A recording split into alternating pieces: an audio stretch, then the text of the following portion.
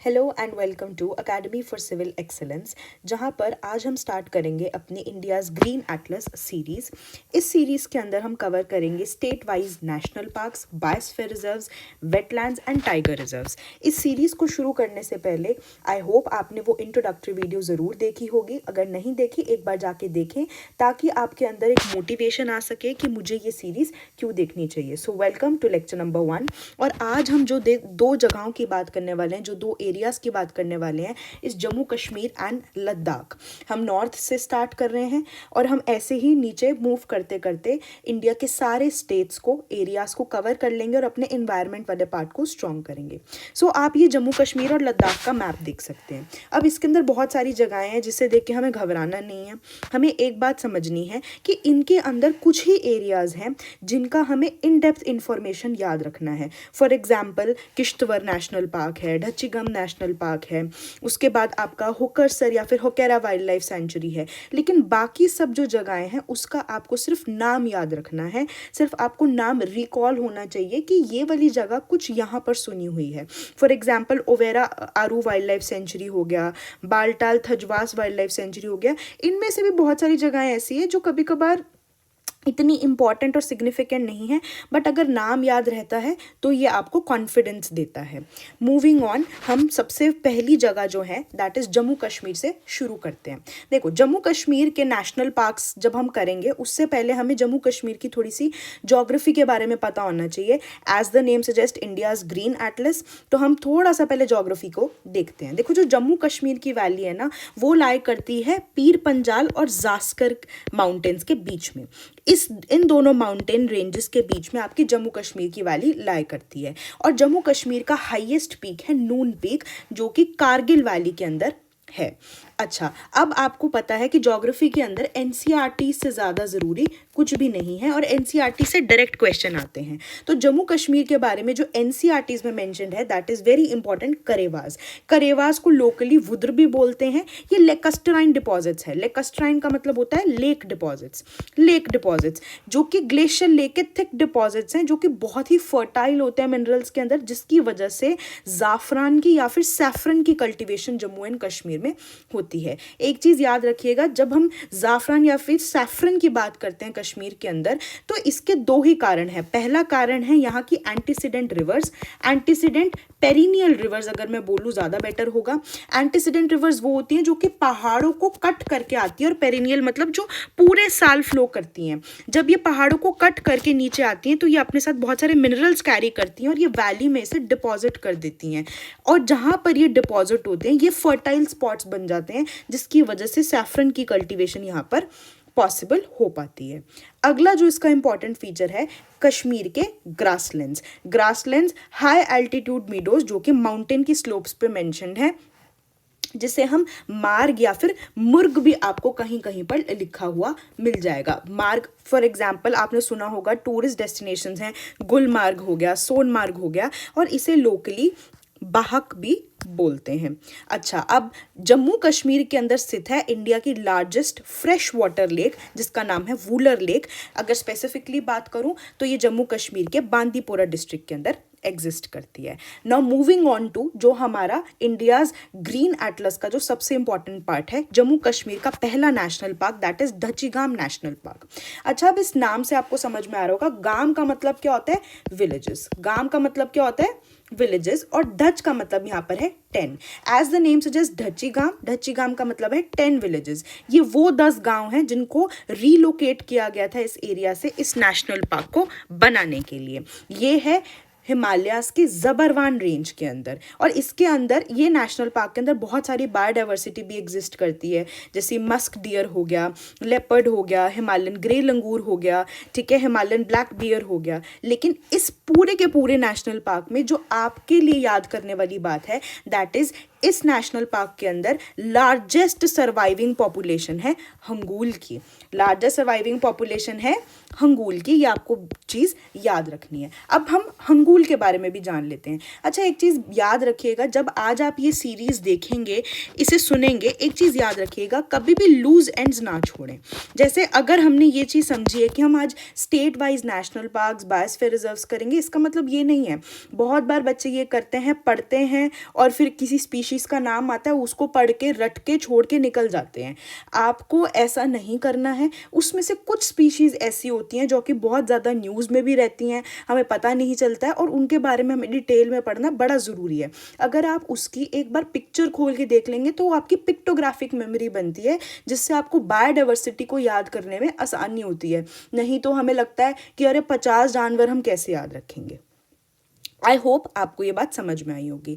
तो चलें अब हंगूल और कश्मीर स्टैग के बारे में जानते हैं। देखिए, ये स्टेट एनिमल है जम्मू कश्मीर का। बहुत सारे स्पीशीज़ आप आगे पढ़ेंगे जो कि स्टेट एनिमल्स होंगी, और ये चीज़ आपको याद होनी चाहिए। अच्छा, अब इसकी इम्पॉर्टेंस क्या है। ये कश्मीर स्टैग जो या फिर जो हंगूल है, ये ओनली एशियाटिक सर्वाइवर है, ठीक है, यूरोपियन रेड डियर का। यूरोपियन रेड डियर यानी कि एल्क या फिर यूरोपियन रेड डियर का ओनली एशियाटिक सर्वाइवर ये है। अच्छा, अब आपने देखा होगा यूपीएससी का ट्रेंड तो हमें पकड़ के चलना है। यूपीएससी का एक समय था कि वो बहुत सारे ये पूछती थी कि स्पीशीज किस शेड्यूल में लाया करता है, ठीक है, ये सब पूछती थी। मतलब उसका प्रोटेक्शन का जो स्पेस है वो सब, उस पर यूपीएससी का ध्यान था। लेकिन आजकल यूपीएससी स्पीशीज के बिहेवियर पे बहुत ज़्यादा सवाल पूछती है ना। आपने देखा होगा वैडल डांस और ये सब आपने देखा होगा। तो स्पीशीज़ के बिहेवियर पे यूपीएससी सवाल पूछने लगी है। इसीलिए आपको याद रखना है कि जो कश्मीरी स्टैग यानी कि हंगूल की जो सोसाइटी होती है वो मेट्रियार्कल सोसाइटी होती है। फीमेल फिगर जो है वो ज़्यादा इंपॉर्टेंट होती है। अच्छा, अब ये जो हंगूल या कश्मीरी स्टैग है, these are endemic to Kashmir. अच्छा, इनका जो मेटिंग बिहेवियर है, एज आई सेड कि बिहेवियर पे क्वेश्चन आते हैं, इनका जो मेटिंग बिहेवियर है उसे रटिंग बोलते हैं। रटिंग बेसिकली एक एनुअल सेक्शुअल एक्टिविटी होता है, एनुअल सेक्सुअल एक्टिविटी जो कि ये लोग परफॉर्म करते हैं, annual sexual activity. Now moving on, आगे हम देखेंगे Kishtwar national park and Kazinag national park. Kishtwar national park के बारे में बात करें तो किश्तवाड़ नेशनल पार्क के नॉर्थ में है रिने रिवर, साउथ में है किबर नाला, ईस्ट में हमारे हिमालयाज़ है और वेस्ट में मारवा रिवर है। और इसके अंदर जो सबसे इंपॉर्टेंट चीज़ है, किश्तवाड़ नेशनल पार्क में पाए जाते हैं स्नो लेपर्ड, जिनके बारे में हम आगे पढ़ेंगे। नेक्स्ट इस काजीनाग नेशनल पार्क। अच्छा, एक और चीज़ याद रखनी है, हम स्टेट वाइज नेशनल पार्क्स वगैरह कर तो रहे हैं, हमें एक चीज़ याद रखनी है, हमें इन्फॉर्मेशन के पीछे भागना नहीं है। मतलब हमें ये नहीं करना कि हम बहुत सारी इन्फॉर्मेशन अपने ब्रेन में डंप कर रहे हैं। अगर हम बहुत सारी इन्फॉर्मेशन अपने दिमाग के अंदर इनग्रेन करते रहेंगे तो उस चीज़ से हमें ये चीज़ समझ में नहीं आएगी कि हमारे लिए इम्पॉर्टेंट क्या है, हमें क्या पढ़ना है। तो हमें बहुत ही क्रिस्प पढ़ना है, बहुत पॉइंट टू पॉइंट पढ़ना है, जिससे हम बेटर रिकॉल कर सके, बेटर रिवाइज कर सके। और अपने जब हम क्वेश्चन हमारे सामने है प्रीलिम्स का, तो हमें क्वेश्चन अटेम्प्ट करने में फ़ायदा हो, ना कि हम इतना लंबा लंबा लंबा लंबा पढ़ रहे हैं और उसके बाद हमसे क्वेश्चन नहीं हो पा रहा। इसीलिए इन्फॉर्मेशन के पीछे ज़्यादा नहीं भागना, इसी को ज़्यादा मल्टीप्लाई करके आपको बार बार रिवाइज करना है। चलें, काजीनाग नेशनल पार्क के बारे में बात करते हैं। काजीनाग नेशनल पार्क जो है ये है situated in north bank of Jhelum in Baramulla district. अब झेलम के बारे में आपने सुना होगा, झेलम जो है वो वेरीनाग स्प्रिंग से ओरिजिनेट करती है। अब हमें पता है, हमें एनसीईआरटी की जान तो बिल्कुल नहीं छोड़नी है। एनसीईआरटी के अंदर ये चीज़ मेंशन्ड है कि Jhelum is the only river which मियांडर्स at the youthful stage. अब अच्छा, इसे समझें। देखो, ज़्यादातर जो रिवर्स हैं, या फिर आप बोलें 99% ऑफ द रिवर्स जो हैं वो मियांडर करती हैं। मियांडर का क्या मतलब होता है? बेंड्स जब रिवर बनाती है। जो ज़्यादातर रिवर्स होती हैं वो मियांडर करती हैं अपनी मैच्योर स्टेज पे। लेकिन झेलम इकलौती रिवर है जो कि अपनी यूथफुल स्टेज पर ही जो है मियांडर करने लग जाती है। और इसके पीछे की कहानी ये है कि झेलम जब डल लेक से होकर गुजरती है तब उसे ये लगता है कि मैं समुद्र के अंदर मिल गई। तो जब उसको लगता है कि मैं समुद्र के अंदर मिल गई तो वो उसकी मियांडरिंग शुरू हो जाती है। एनसीईआरटी के अंदर ये बॉक्स में भी मेंशन्ड है। अच्छा, आप काजीनाग नेशनल पार्क की बायोडाइवर्सिटी की बात करें तो यहाँ पर भी Himalayan musk deer, brown bear वगैरह मिलते हैं, लेकिन सबसे इंपॉर्टेंट है आपके लिए मार्खोर। अच्छा, अब हम आगे आने वाली स्लाइड्स में ये वाले दो जो स्पीशीज़ हैं ये पढ़ेंगे। सबसे पहले स्नो लेपर्ड और फिर मार्कर। चलिए स्नो लेपर्ड के बारे में देखें।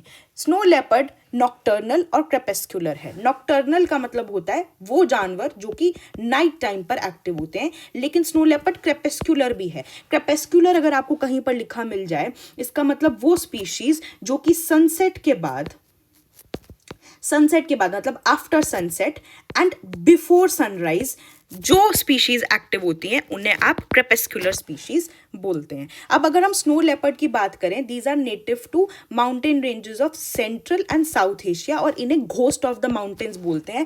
घोस्ट ऑफ द माउंटेन्स हम इसीलिए बोलते हैं क्योंकि ये हमें बहुत कम नजर आते हैं। अगर आप ऊपर पहाड़ी इलाके में चले जाएंगे तो ज़्यादा आपको ये देखने को नहीं मिलेंगे। अच्छा, लद्दाख आगे हम देखने भी वाले हैं, उसका एक हेमिस नेशनल पार्क है जो कि snow leopard capital of the world है। प्रोजेक्ट स्नो लेपर्ड भी गवर्नमेंट ने स्टार्ट किया था इनकी प्रोटेक्शन के लिए। अच्छा, किर्गिस्तान जो है उसने ऑफिशियली डिक्लेयर किया है स्नो लेपर्ड को अपना नेशनल सिंबल, और अगर इसकी स्टेटस की बात करें तो इट इज़ इन वल्नरेबल। अच्छा, ये जो 2012 है इसका मतलब यूपीएससी ने 2012 में स्नो लेपर्ड को लेके सवाल पूछा था या फिर उसके ऑप्शन में था, और इस क्वेश्चन को हम यहाँ देखेंगे। देखें, डायरेक्ट क्वेश्चन है, सीधा 4 आपको स्पीशीज दे दी गई हैं, that is black necked crane जिसके बारे में हम आगे अभी पढ़ेंगे भी, cheetah, flying squirrel and snow leopard. इसमें से ये पूछा गया है which of the above are naturally found in India. अगर आपने थोड़ा सा भी न्यूज़ को फॉलो किया होगा तो आप ये बात जानते हैं कि चीता को तो अभी अभी आर्टिफिशियली इंट्रोड्यूस किया गया इंडिया में इन कूनो पालपुर। आपको पता होगा ये चीज़, तो हमें ये तो समझ में आ गया कि अभी तो ये तो नेचुरली फाउंड नहीं है। इसका मतलब अगर सेकंड ऑप्शन गलत हो गया, हम एलिमिनेशन से भी इस चीज़ को लगा सकते हैं कि स्नो लेपर्ड, फ्लाइंग स्क्विरल और ब्लैक नेक्ड क्रेन जो है वो नेचुरली इंडिया के अंदर मिलती हैं। Don't worry, black necked crane आज की ही आपको वीडियो में मिलेगा and flying squirrel upcoming videos के अंदर आपको कवर करवा दिया जाएगा। नाउ स्नो लेपर्ड के बाद हम मूव करते हैं मार्कर में। अगर आपको याद होगा, हमने मार्कर हमें किस में मिलता है, काजीनाग नेशनल पार्क में। मार्कर देखो, मार्कर वर्ल्ड का लार्जेस्ट वाइल्ड गोट है। अभी तक यूपीएससी ने इस पर सवाल नहीं पूछा है, तो यूपीएससी का प्रोबेबल क्वेश्चन है, यूपीएससी आगे इस पर सवाल पूछ सकती है। वर्ल्ड का लार्जेस्ट वाइल्ड गोट, और ये पाकिस्तान का नेशनल एनिमल भी है। इंडिया के अंदर ये जम्मू कश्मीर वाले इलाकों में मिलता है, जैसे कि शोपिया है, बनिहाल पास है, उरी हमें पता है, पुंछ के एरियाज में हमें मिलता है। और ग्लोबल डिस्ट्रीब्यूशन में तुर्कमेनिस्तान, ताजिकिस्तान, पाकिस्तान का तो नेशनल एनिमल ही है, अफगानिस्तान वगैरह वाले एरियाज में मिलता है। अब इसकी स्पेशलिटी क्या है, इसके हॉर्न्स, इन्हें बोलते हैं कॉर्कस्क्रू लाइक हॉर्न्स, जो कि बाहर की तरफ, ये जो दिख रहा है ना आपको, बाहर की तरफ ट्विस्ट हो रहा है। अब 24 मई जो है वो इंटरनेशनल डे ऑफ मार्कर है। IUCN स्टेटस इसका नियर थ्रेटेंड है और अपेंडिक्स 1 के अंदर ये लाई करता है। नेक्स्ट जो हम आज करने वाले हैं that is Hokera wild life century या फिर होकरसर वाइल्ड लाइफ सेंचुरी। अब इसकी इंपॉर्टेंस क्या है, this is a Ramsar site, मतलब ये एक वेटलैंड भी है और एक वाइल्ड लाइफ सेंचुरी भी है। इसे क्वीन वेटलैंड ऑफ कश्मीर भी बोलते हैं। ये एक नेचुरल वेटलैंड है, पेरिनियल वेटलैंड है, जो कि झेलम बेसिन का पार्ट है और इसको अपना पानी दूध गंगा रिवर से मिलता है, जो कि झेलम की ट्रिब्यूटरी है। अच्छा, ये एक लौती साइट है, ओनली साइट है जिसके अंदर रीड बेड्स कश्मीर के बचे हुए हैं। अब देखो, हमें कोई भी लूज एंड नहीं छोड़ना है, ये मैंने वीडियो की शुरुआत में आपको बता दिया था। अब हमें कोई भी वर्ड हम पढ़ते हैं, हम यहीं पर प्रॉब्लम करते हैं, हम उसको नॉवल की तरह पढ़ते हैं और निकल जाते हैं। ये चीज़ हमें यहाँ पर नहीं करनी, कोशिश करनी है ज़्यादा डिटेल में नहीं पढ़े, लेकिन कुछ भी अगर नई चीज़ आपके सामने इंट्रोड्यूस हो रही है आपको पता होना चाहिए वो क्या है। अच्छा, अब रीड प्लांट देखो पहले क्या होता है। रीड प्लांट आपको पिक्चर में भी दिख रहा होगा, एक टॉल ग्रास लाइक प्लांट होता है जो कि वेटलैंड्स के अंदर थ्राइव करता है, मतलब वेटलैंड्स के अंदर सर्वाइव करता है। इसकी बहुत ही स्ट्रॉन्ग स्टेम्स होती हैं और इसका जो आप ये देख रहे हैं ना, ये इस पिक्चर में आपको दिख रहा होगा, एक फेदरी फ्लारी इसका हेड होता है। अब रीड बेड क्या होता है, रीड बेड बेसिकली इसी प्लांट के बेड्स होते हैं, डेंस वेट हैबिटेट्स होते हैं जिसके अंदर रीड्स डोमिनेट करते हैं और ये इंपॉर्टेंट इसमें क्या है कि ये नेचुरल फिल्टर्स की तरह एक्ट करता है। बेसिकली ये क्या करता है, ये रिमूव कर देता है पॉल्यूटेंट्स और न्यूट्रिएंट्स और प्लेन क्लीन वाटर हमारे लिए देता है, जिसकी वजह से ये हैबिटेट भी बनता है बर्ड्स का, इंसेक्ट्स का। अच्छा, अब ये जो रीड बेड्स होते हैं ना, ये नेचुरली वेट एरियाज के अंदर ही बनते हैं, ठीक है। इसी वजह से इसको आर्टिफिशियली भी आजकल कंस्ट्रक्ट करना शुरू कर दिया है, जिससे सीवेज हो गया, ग्रे वाटर हो गया, इंडस्ट्रियल रन ऑफ को ट्रीट करने के भी काम आता है। ये वाला पॉइंट आप मेंस के अंदर भी लिख सकते हैं, दैट रीड बेड जो होता है, it is a bed of reed plant which is used as a natural filter. मतलब ये नेचुरल फिल्टर की तरह एक्ट करता है, पॉल्यूटेंट्स को, न्यूट्रिएंट्स को रिमूव करता है, ठीक है। ये चीज आपको याद रखनी है। अब जो होकेरा वाइल्ड लाइफ सेंचुरी है, ये एक क्रिटिकल पाथवे है 68 वाटरफाउल स्पीशीज का। वाटरफाउल के बारे में भी हम आगे पढ़ेंगे। अगर मैं इसको यहीं बताऊं तो वाटरफाउल बेसिकली बर्ड्स की एक ऐसी कैटेगरी है जो कि वाटर वाली एरियाज पर डिपेंडेंट है। वेटलैंड हो गए, लेक्स हो गए, इन जगहों पर डिपेंडेंट है। और यहाँ पर इस होकेरा वाइल्ड लाइफ सेंचुरी में बहुत सारी माइग्रेटरी बर्ड्स भी देखने को मिलती हैं, जो कि साइबेरिया और सेंट्रल एशिया से आती हैं। मूविंग ऑन, आगे बढ़ते हैं, that is Surinsar and Mansar wild life sanctuary. ये भी एक रामसर साइट है, और ये जो नाम है, ये दो लेक्स का नाम है, सुरनसर एंड मनसार, ट्विन लेक्स हैं ये। इनके अंदर बहुत सारी बायोडाइवर्सिटी लाई करती है, जैसे कि नील गाय हो गया, बार्किंग डियर हो गया, ये सब, और सपोर्ट करते हैं threatened species like Indian flapshell turtle and soft shell turtle. ये इसकी पिक्चर है। इसके डिटेल में जाने की अब आपको यहाँ पर ज़रूरत नहीं है। जो स्पीशीज़ इंपॉर्टेंट है वो मैं आपको यहीं करा रही हूँ। फ्यूचर में अगर आप लोग चाहते हैं कि एक स्पीशीज़ की भी एक प्लेलिस्ट बने, या फिर स्पीशीज़ को भी हम ऐसे ही सीरीज़ में कवर करें, तो आप कमेंट सेक्शन में मुझे बता सकते हैं।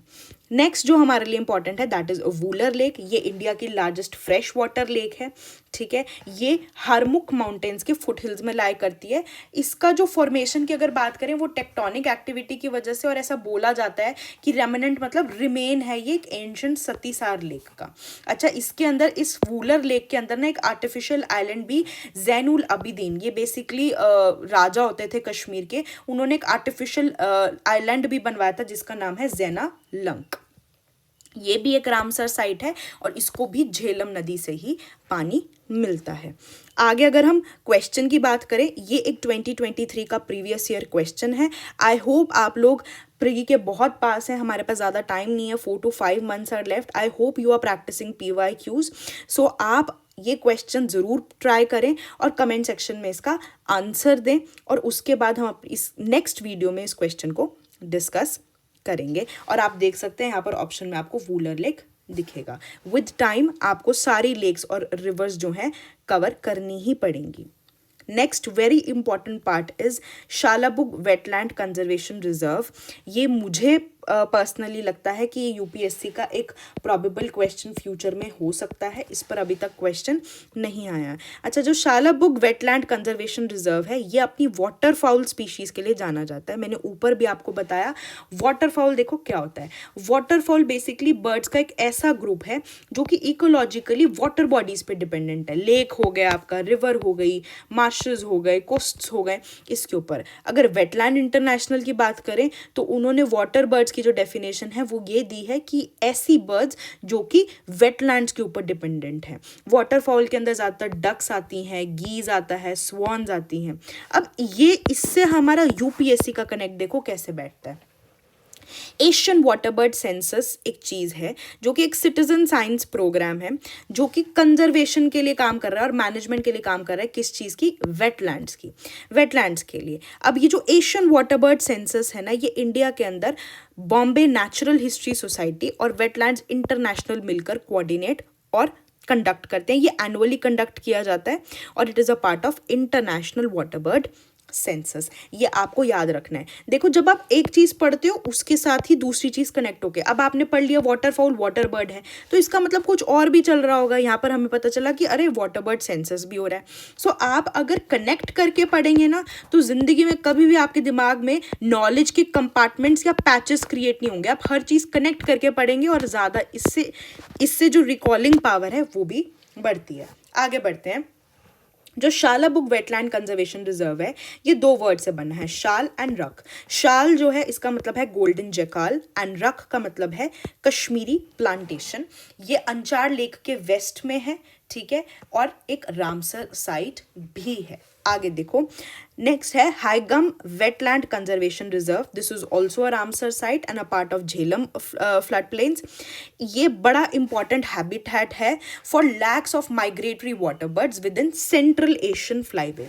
अब मुझे नहीं पता, आई थिंक बहुत लोगों ने सुना होगा फ्लाईवेज के बारे में। फ्लाईवे क्या होता है? देखो, फ्लाईवे एक ऐसा जोग्राफिकल रीजन है जिसके थ्रू बहुत सारी माइग्रेटरी स्पीशीज जो हैं वो अपना एनुअल साइकिल जो है कंप्लीट करती हैं। इनके एनुअल साइकिल में देखो 3-4 स्टेजेस हैं। पहली है breeding, moulting, staging and non breeding. अब इन सारी स्टेजेस को पहले समझो, ये है क्या?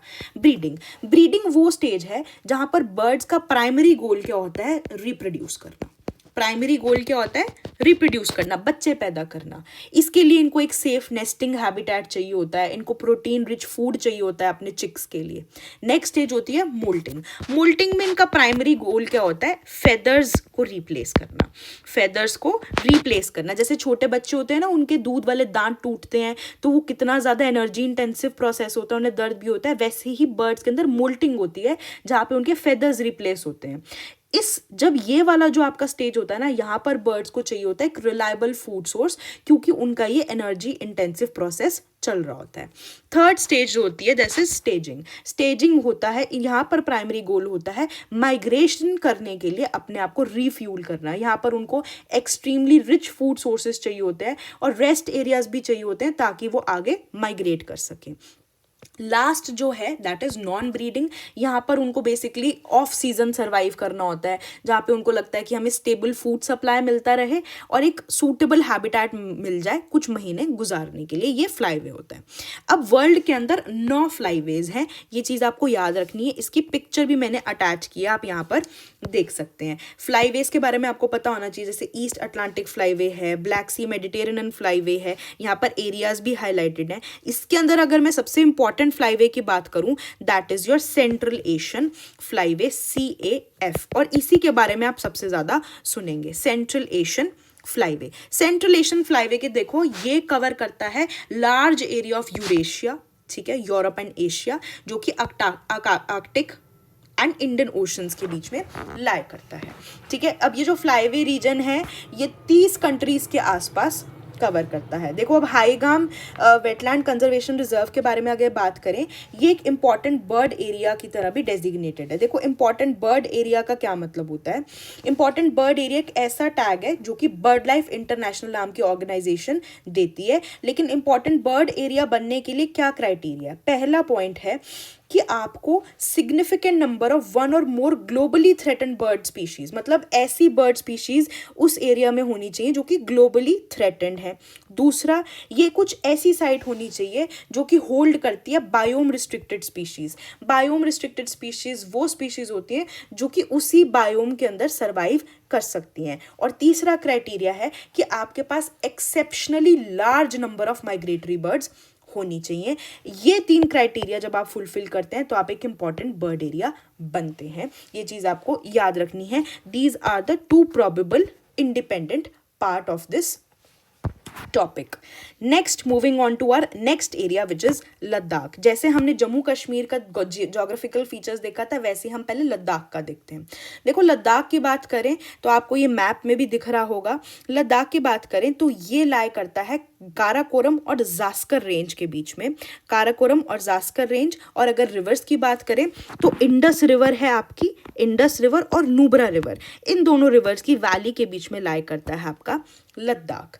इसकी हाईएस्ट पीक सियाचिन रीजन में पड़ती है जिसका नाम है साल्तोरो कांगड़ी। स्टेट एनिमल है स्नोड लेपर्ड और स्टेट बर्ड है ब्लैक नेक्ड क्रेन। अब आपको ये चीज याद आ गई होगी, हम ऊपर ही क्वेश्चन देख के आए हैं 2012 में, जहां पर ये एक PYQ में पूछा गया था और ये भी एक PYQ में पूछा गया था। तो कभी भी स्पीशीज को लाइटली ना लें। एटलीस्ट बहुत सारी ऐसी स्पीशीज हैं जो कि आपको बाय हार्ट याद होनी चाहिए या फिर एक रफ आइडिया होना चाहिए कि ये इस स्टेट में आपको मिल जाएंगी। आगे देखो, सबसे पहले ब्लैक नेक्ड क्रेन की बात कर लेते हैं हम। स्नो लेपर्ड के बारे में तो ऊपर बात कर ही चुके हैं। आप मुझे कमेंट सेक्शन में बताएंगे कि कौन सी ऐसी कंट्री है जिसने स्नो लेपर्ड को ऑफिशियली अपना सिंबल डिक्लेयर किया है, अभी हमने पढ़ा है। ब्लैक नेक्ड क्रेन की स्पेशलिटी देखो, ये क्रेन्स की ओनली अल्पाइन स्पीशीज है वर्ल्ड के अंदर। ओनली अल्पाइन स्पीशीज जो क्रेन की है वर्ल्ड में, that is black necked crane. ये हिमालयन माउंटेन रीजन्स में मिलती है, सेंट्रल चाइना, नॉर्थ इंडिया में मिलती है। जो विंटरिंग रेंज है इस बर्ड की, ये सर्दर्न चाइना और भूटान में पड़ता है। अच्छा, ये बर्ड को ना मोनपा कम्युनिटी है, ये मोनपा कम्युनिटी ना अरुणाचल प्रदेश की एक कम्युनिटी है जो कि इसे बहुत ही, आई वुड से, बहुत ही प्रीशियस समझती है, सीक्रेट समझती है मोनपा कम्युनिटी, और इसे एम्बॉडीमेंट मानती है 6th दलाई लामा का। अच्छा, साइट्स के अपेंडिक्स 1 में लाई करता है और ये एंडेमिक है टू दी एशिया। आप इस बर्ड की पिक्चर भी देख सकते हैं, नियर थ्रेटेंड है ये। आप देख सकते हैं इसकी डाइट वगैरह इतनी इंपॉर्टेंट नहीं है, लेकिन ये बर्ड का आप इमेज ध्यान रखेंगे तो आपको याद आ जाएगा, that is black necked crane. आगे देखें, अब लद्दाख के हम शुरू कर ही रहे हैं तो लद्दाख का मैप देखो। सबसे पहले लद्दाख का मैप आप जब देखेंगे तब आपको समझ में आएगा, यहाँ पर ये सारे चीज़ें बड़ी इंपॉर्टेंट है। उसमें से सबसे इंपॉर्टेंट अगर मैं बोलूँ that is Hemis national park, फिर सोकर वेटलैंड कॉम्प्लेक्स, सो मोरिरी। आपने ये सोकर और सो मोरिरी बहुत ज़्यादा न्यूज़ में रहता है, ये मल्टीपल टाइम्स यूपीएससी ने अपने बहुत सारे अलग अलग एग्जामिनेशंस में इसको पूछा भी है, हम आगे देखेंगे भी। काराकोरम में नुब्रा शोक वाइल्ड लाइफ सेंचुरीज, ओके, इसका सिर्फ नाम याद रखना आपको। And Changthang wild life sanctuary के बारे में भी हम बात करेंगे because it is a Ramsar site. ठीक है, चले सबसे पहले हम हेमिस नेशनल पार्क से शुरू करते हैं। देखो, हेमिस नेशनल पार्क एक लौता ऐसा नेशनल पार्क है इंडिया के अंदर जो कि ग्रेटर हिमालयस के भी नॉर्थ में पड़ता है। ये बात आपको याद रखनी है, स्टार मार्क।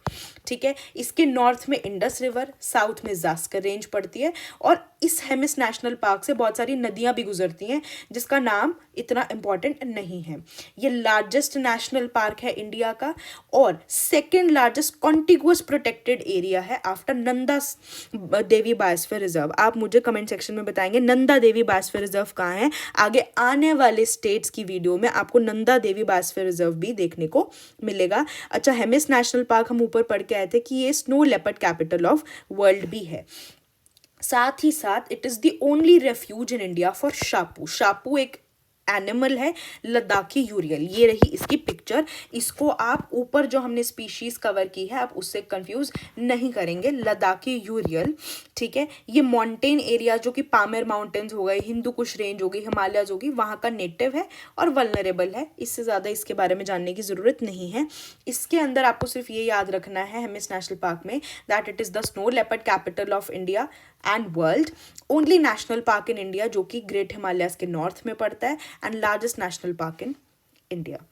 आगे देखते हैं, next is Changthang wild life sanctuary. अब Changthang wild life sanctuary it is a Ramsar site, और ये इंपॉर्टेंट इसीलिए है क्योंकि इस वाइल्ड लाइफ सेंचुरी के अंदर हाईएस्ट अल्टीट्यूड की वाटर लेक्स एग्जिस्ट करती हैं। सबसे पहली सो मोरिरी, ठीक है, जिसे हम बोलते हैं highest lake on the earth in terms of height, Pangong Tso and Tso Kar. ये तीनों की तीनों लेक्स जो हैं इसी वाइल्ड लाइफ सेंचुरी में एग्जिस्ट करती हैं। फौना की बात करें, स्नो लेपर्ड हम ऊपर देख कर ही आए हैं, और ये Tibetan wild ass and great Tibetan sheep भी एग्जिस्ट करती है।